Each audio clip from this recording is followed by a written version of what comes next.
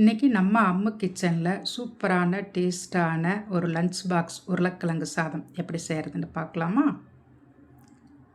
2 பெரிய உருளைக்கிழங்கு எடுத்துருக்காங்க. தோல் சீவிட்டு பொடியாக கட் பண்ணிவிட்டு இந்த மாதிரி தண்ணியில் போட்டு வச்சிடலாம். இப்போ ஒரு கடாயில் தேவையான அளவு ஆயில் ஊற்றிக்கலாங்க. ஆயில் காஞ்சதுமே 1 ஸ்பூன் கடுகு, 1/4 ஸ்பூன் ஜீரகம், 2 வரமிளகா பொடியை கட் பண்ணி போட்டிருக்காங்க, ஒரு கொத்து கருகாப்பத்தில், 10 பல்லு பூண்டு தட்டி போட்டிருக்காங்க. வீடியோவில் மிஸ் ஆயிடுச்சு. 2 பெரிய வெங்காயம் நீளவாக்கில் கட் பண்ணி போட்டிருக்கேன். வெங்காயம் பொன்னிறமாக வர வரைக்கும் இது நல்லா வதக்கி விட்டுறலாம். வெங்காயம் இந்த அளவு நல்லா வதங்கி வந்த பிறகும் ஒரு தக்காளி கட் பண்ணி போட்டிருக்கேங்க. பெரிய தக்காளியாக இருந்தால் 1 போட்டுக்கலாம், சின்னதாக இருந்தால் 2 கட் பண்ணி போட்டுக்கலாங்க. இப்போ தேவையான அளவு உப்பு போட்டுக்கலாம்.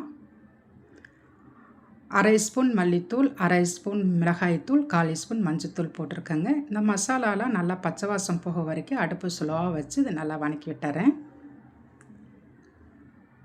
இது இப்போ ஒரு அடுப்பில் இது நல்லா வதங்கிட்டுருக்கட்டுங்க. இப்போ ஒரு கடாயில் தேவையான அளவு கொஞ்சமாக ஆயில் ஊற்றிட்டு, ஆயில் காஞ்சதுமே நம்ம கட் பண்ணி வச்ச உருளைக்கிழங்கு போட்டுக்கலாங்க. இது கொஞ்சமாக ஒரு மசாலா போட்டுக்கலாம். 1/4 ஸ்பூன் மஞ்சத்தூள், 1/4 ஸ்பூன் மிளகாய்த்தூள், கொஞ்சமாக உப்பு போட்டு நல்லா கிறிஸ்பியாக வர வரைக்கும் இது நல்லா வறுத்து எடுத்துக்கலாங்க. இந்த உருளைக்கிழங்கை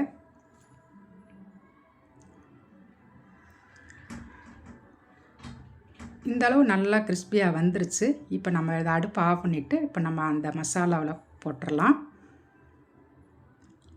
1/4 ஸ்பூன் எலுமிச்சம்பழம் சாறு ஊற்றிக்கிறேங்க.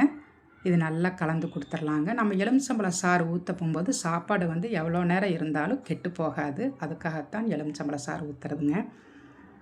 இது நல்லா வதங்கி வந்துருச்சு. இப்போ நம்ம வடித்த சாதத்தை அதில் போட்டுடலாங்க. ரொம்ப அருமையாகவும் ரொம்ப டேஸ்ட்டாகவும் இருந்தது. எல்லாருமே ஒருக்கா ட்ரை பண்ணி பாருங்கள். லஞ்ச் பாக்ஸுக்கு குழந்தைகளுக்கு இந்த மாதிரி நீங்கள் செஞ்சு கொடுத்தீங்கன்னா, பெரியவங்களுக்கும் ஆஃபீஸ்க்கு போகிறவங்களா இருந்தாலும் இந்த மாதிரி நீங்கள் செஞ்சு கொடுத்தீங்கன்னா கொஞ்சம் கூட மிச்சமே இல்லாமல் சாப்பிட்டு வந்துடுவாங்க. அந்தளவுக்கு டேஸ்ட்டாக இருந்தது இந்த சாப்பாடு. எல்லாருமே ஒருக்கா ட்ரை பண்ணி பாருங்கள்.